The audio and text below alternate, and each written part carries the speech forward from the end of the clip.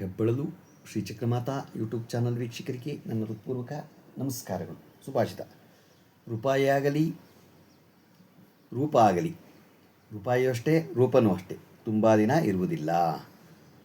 ಮನುಷ್ಯನ ಒಂದು ಒಳ್ಳೆಯ ದಿನ ಅನ್ನೋದು ಮಾತ್ರ ಶಾಶ್ವತ. ಅದಕ್ಕೆ ಒಳ್ಳೆಯದನ್ನು ಮಾಡಿ. ಗೊತ್ತಾಯ್ತಾ? ನಾನು ಚೆನ್ನಾಗಿದ್ದೀನಿ, ನಾನು ಐಶ್ವರ್ಯವಂತ, ನಾನು ಭಾಗ್ಯವಂತ ಅಂತ ಅಂದ್ಕೋಬೇಡಿ. ಯಾವಾಗಲೂ ರೂಪ ಇರಲ್ಲ, ರೂಪಾಯಿಯೂ ಹತ್ರನೂ ಇರಲ್ಲ. ನಾವೇನು ಮಾಡಿರ್ತೀವಿ ಒಳ್ಳೆಯದು ಅಷ್ಟೇ ಮಾತ್ರ ಬರೋದು. ಅದನ್ನು ಒಳ್ಳೇದು ಮಾಡಿ, ಕೆಟ್ಟ ಕಾರ್ಯ ಮಾತ್ರ ಮಾಡಬೇಡಿ. ಇವತ್ತು ನಾವು ದಿನಪಂಚಾಂಗಕ್ಕಿಂತ ಮುಂಚೆ ಶ್ರೀ ಶ್ರೀ ಶಿವಕುಮಾರ ಸ್ವಾಮೀಜಿಗಳು ಸಿದ್ಧಗಂಗಾ ಮಠ ಅವರ ಬಗ್ಗೆ ನಾವು ತಿಳ್ಕೊಳ್ಳೋಣ. ಸಿದ್ಧಗಂಗೆಯ ಸ್ವಾಮೀಜಿಯವರು ಕನ್ನಡ, ಸಂಸ್ಕೃತ ಮತ್ತು ಇಂಗ್ಲಿಷ್ ಪಾರಂಗತರಾಗಿದ್ದರು. ಸ್ವಾಮೀಜಿಯವರು ವಿರಾಕ್ತಾಶ್ರಮಕ್ಕೆ ಬಂದದ್ದು 1930ರಲ್ಲಿ. ಇಂದು ಬೆಳೆದು ನಿಂತಿರುವ ಸಿದ್ಧಗಂಗಾ ವಿದ್ಯಾಸಂಸ್ಥೆ ಸ್ವಾಮೀಜಿಯವರ ಶ್ರಮದ ಪ್ರತಿಫಲ. ಇದಲ್ಲದೆ ಸ್ವಾಮೀಜಿಯವರು ನಿವಾಸವಾದ ಸಿದ್ಧಗಂಗಾ ಮಠದ ಗುರುಕುಲದಲ್ಲಿ 5 ವರ್ಷದಿಂದ 16 ವರ್ಷದವರೆಗಿನ ಸುಮಾರು 10,000 ಮಕ್ಕಳು ನಿರಂತರವಾಗಿ ಆಶ್ರಯ ಪಡೆದಿದ್ದಾರೆ. ಇಲ್ಲಿ ಯಾವುದೇ ಮತಧರ್ಮಗಳು, ಭೇದ ಭಾವಗಳು ಸೋಂಕಿಲ್ಲ. ಈ ಎಲ್ಲ ಮಕ್ಕಳು ಯಾವುದೇ ಹಣ ಕೊಟ್ಟು ಇಲ್ಲಿ ಉಳಿದಿಲ್ಲ.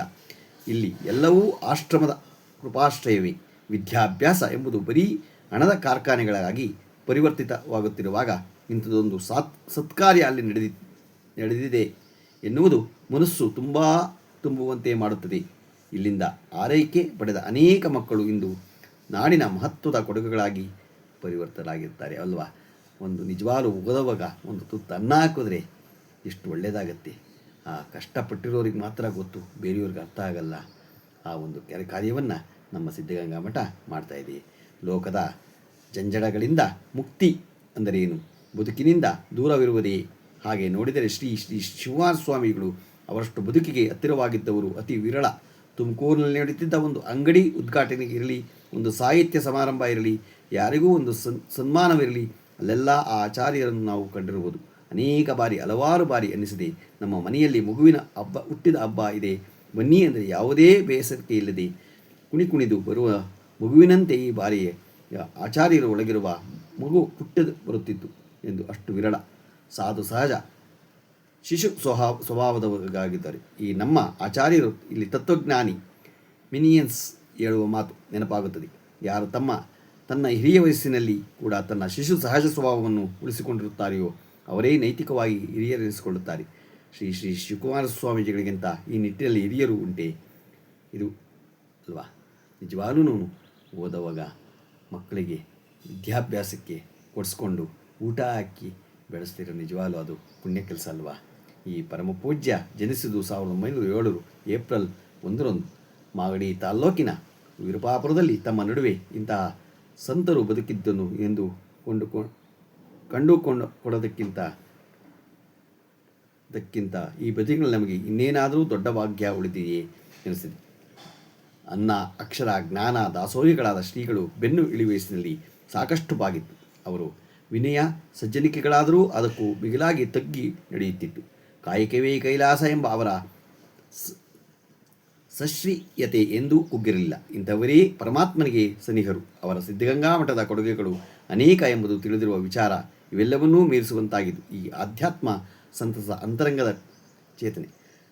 ರಾಷ್ಟ್ರಕವಿ ಡಾಕ್ಟರ್ ಶಿವರುದ್ರಪ್ಪನವರು ಸಿದ್ಧಗಂಗೆಯ ಶ್ರೀ ಚರಣ ಎಂದು ಬರೆದಿದ್ದ ಕವನ ತಮ್ಮ ಮಾತುಗಳನ್ನೆಲ್ಲ ಮೂಲಕವಾಗಿ ಶ್ರೀಗಳ ಚರಣಕ್ಕೆ ಅಭಿನಂದಿಸುವ ಭಾವ ಹೊಮ್ಮಿಸುವಂತಿತ್ತು. ಹರನ ಕರುಣೋದಯದ ತೆರದಲ್ಲಿ ಬೆಳಗು ತೆರೆಯುವ ಹೊತ್ತಿಗೆ ವೇದಘೋಷದ ದಿವ್ಯ ಲಹರಿಯ ಮನನ ತೊಳೆಯಲು ಮೆಲ್ಲಗೆ ಬರುವ ಶ್ರೀ ಗುರು ಪಾದುಕೆಯ ದನಿ ಅನುರಣಿತವಾಗಲಿ ಮೌನಕ್ಕೆ. ಸಿದ್ಧಗಂಗೆಯ ನೆಲವು ಜಲವು ನಮಿಸಿ ನಿಲ್ಲುವುದು ಸುಮ್ಮಗೆ. ಬೆಟ್ಟ ಬಂಡೆಯ ನಡುವೆ ಗಿಡ ಮರ ಹೂವೆನ್ನೆತ್ತಿ ಪೂಜೆಗೆ. ದೇಗುಲದ ಪೂಜಾರತಿಯ ಗಂಟೆಯ ಮೊಳಕು. ಮೆಟ್ಟಲು ಬಾವಿಗೆ ಧೂಪ ಗಂಧದ ಮಂದಾನಿಲದ ಜೊತೆಗಳು ಮನಸ್ಸಿಗೆ ಸಂಭ್ರಮವನ್ನು ಕಿಸಿ ಬೆಳಗು ಇಳುವುದೇ ಸಿದ್ಧಗಂಗೆಯ ಕ್ಷೇತ್ರಕ್ಕೆ. ಇಲ್ಲಿ ಅಲ್ಲ ಪವಾಡದದ್ಭುತ ಅಥವಾ ಉತ್ಸವ ದಬ್ಬರ ಮಡಿ ಎನ್ನೆತ್ತರ ಸರಳ ಸಾಧಾರಣದ ಬದುಕಿನ ಗೋಪುರ. ಅದರ ಮೇಲಿದೆ ತ್ಯಾಗಧ್ವಜ. ಕೈಬೀಸಿ ಕರುವುದು ಪತಿಕರ ಪರಮ ನಿರಪೇಕ್ಷೆಯಲ್ಲಿ ದಿನವೇ ಸೇವೆಗಾಗಿ ಸಮರ್ಥ. ಸರ್ವರ ಭಿಕ್ಷೆ ಹೊರಟಿದ ಜಂಗಮದ ಜೋಳಿಗೆ ಲಕ್ಷ ಜನರ ಪೊರೆದಿದೆ, ತೀರ್ಥವಾಗಿದೆ ಜನರಿಗೆ, ಚಿರಸ್ಫೂರ್ತಿಯಾಗಿ ಬುದ್ಧಿಗೆ ಬಂದ ಅಣತಿಗೆ, ಎಣ್ಣೆ ಬತ್ತಿಯ ದೀಪ್ತಿದಾನದ ಮಾಡಿದೆ, ರಕ್ಷೆಯಾಗಿದೆ ಮುಗಿಲೇರಿದ ಎಷ್ಟೋ ರಕ್ಕೆ ಆದಿಗೆ, ಸದ್ದು ಗದ್ದಲವಿರದೆ ಸಾಧನೆ ಇಲ್ಲಿ ಗದ್ದುಗೆ ಏರಿದೆ, ಕಾಯಕವೇ ಕೈಲಾಸ ಎನ್ನುವ ಮಾತು ಕೃತಿಯಲ್ಲಿ ಮೂಡಿದೆ, ಕಾವಿ ಹುಡುಗಿಯನ್ನುಟ್ಟು ನಭವೇ ಕಿರಣ ಹಸ್ತವ ಚಾಚಿದೆ, ಎಲ್ಲ ನನ್ನ ಹೊರೆಸುವ ಭಾವದ ಕರುಣೆಯೇ ತೆರೆದಿದೆ. ಸಿದ್ಧಗಂಗೆಯ ಶ್ರೀ ಚರಣಕ್ಕೆ ಪೂಜ್ಯ ಶ್ರೀ ಸ್ವಾಮೀಜಿಯವರು 2019 ಜನವರಿ 21ರಂದು ಈ ಲೋಕವನ್ನು ಕಳೆದರು. 111 ವರ್ಷ ಇಂದಿನ ಲೋಕದಲ್ಲಿದ್ದು ಇಂದಿನ ಯುಗದಲ್ಲಿ ಇನ್ನೂ ಶ್ರೇಷ್ಠ ಬಾಳು ಬಾಳಲಿ ಸಾಧ್ಯ ಎಂದು ಸಿದ್ಧಿಸಿ ನಿರೂಪಿಸಿದರು. ಪೂಜ್ಯ ಸ್ವಾಮೀಜಿಗಳು ಚೇತನದ ಅಡಿದಾವರೆಗಳಲ್ಲಿ ಶಿರವಿಟ್ಟು ನಮಿಸಿ ನಮ್ಮ ಬದುಕಿಗೆ ಬೇಕಾಗಿರುವ ತನ್ನ ಅಕ್ಷರ ಜ್ಞಾನದ ದಾಸೋಹ ಮತ್ತು ಲೋಕದ ಒಳಿತಿಗಾಗಿ ನಮ್ಮ ಕೃಪೆಯ ಆಶೀರ್ವಾದ ಕರುಣಿಸಲಿ ಎಂದು ಎಲ್ಲರಿಗೂ ಅವ್ರಿಗೆ ನಮಿಸೋಣ. ನಿಜವಾಗ್ಲೂ ಅಂತ ಸ್ವಾಮಿಗಳು ಹುಟ್ಟು ಬರಬೇಕು ನಮ್ಮ ನಾಡಿನಲ್ಲಿ, ನಮ್ಮ ದೇಶದಲ್ಲಿ ಎಲ್ಲ ಕಾರ್ಯ ಮಾಡಬೇಕು. ಆ ಕಾರ್ಯ ಮಾಡಿದಾಗ ಮಕ್ಕಳು ಎಲ್ಲರಿಗೂ ಒಳ್ಳೆಯದಾಗತ್ತೆ. ಅವಾಗ ನಾವು ದಿನಪಂಚಾಂಗ ತಿಳ್ಕೊಳ್ಳೋಣ. ದಿನಾಂಕ 7/4/2026 ಮಂಗಳವಾರ, ಶ್ರೀ ಪರಾಭವನಾಮ ಸಂವತ್ಸರ, ಉತ್ತರಾಯಣ, ಚೈತ್ರ ಮಾಸ, ಕೃಷ್ಣಪಕ್ಷ, ತಿಥಿ ಪಂಚಮಿ, ಹಗಲು 1:46, ನಕ್ಷತ್ರ ಜ್ಯೇಷ್ಠ, ರಾತ್ರಿ 3:17, ಮಳೆ ರೇವತಿ 3ನೇ ಪಾದ, ರಾಹುಕಾಲ 3:30ರಿಂದ 5:42, ಗುಳಿಕ ಕಾಲ 12:20ರಿಂದ 1:58, ಯಮಗಂಟ ಕಾಲ 9:20ರಿಂದ 10:23. ಇವತ್ತು ಯಾರು ಹುಟ್ಟುಹಬ್ಬ ಆಚರಣೆ ಮಾಡ್ಕೊತಿದ್ರು, ಮದುವೆಯಾದ ದಂಪತಿಗಳು ವಾರ್ಷಿಕೋತ್ಸವ ಆಚರಣೆ ಮಾಡ್ಕೊತಿರೋರಿಗೆ ನಮ್ಮ ಹೆಬ್ಬಳೂರು ಶ್ರೀ ಚಿಕ್ಕಮಾತಾ ಯೂಟ್ಯೂಬ್ ಚಾನಲ್ ಕಡೆಯಿಂದ ಶುಭಕಾಮನೆಗಳನ್ನು ತಿಳಿಸ್ತೀವಿ. ದೇವರವರಿಗೆ ಆಯಸ್ಸು, ಆರೋಗ್ಯ, ಐಶ್ವರ್ಯ ಎಲ್ಲ ಕೊಟ್ಟು ಕಾಪಾಡಲಿ ಅಂತ ಕೇಳ್ಕೊತೀನಿ. ನಮ್ಮ ಹೆಬ್ಬಳೂರು ಶ್ರೀ ಚಿಕ್ಕಮಾತಾ ಯೂಟ್ಯೂಬ್ ಚಾನಲ್ ಯಾರು ಸಬ್ಸ್ಕ್ರೈಬ್ ಆಗಿಲ್ಲ ದಯಮಾಡಿ ಸಬ್ಸ್ಕ್ರೈಬ್ ಆಗಿ ಲೈಕ್ ಕೊಡಿ. ಇದು ನಿಮ್ಮದೇ ಚಾನಲ್ ಆಗಿರೋದ್ರಿಂದ ನಮ್ಮ ಲಿಂಕನ್ನು ಬೇರೆಗೂ ಫಾರ್ವರ್ಡ್ ಮಾಡಿ. ನಮಸ್ಕಾರಗಳು.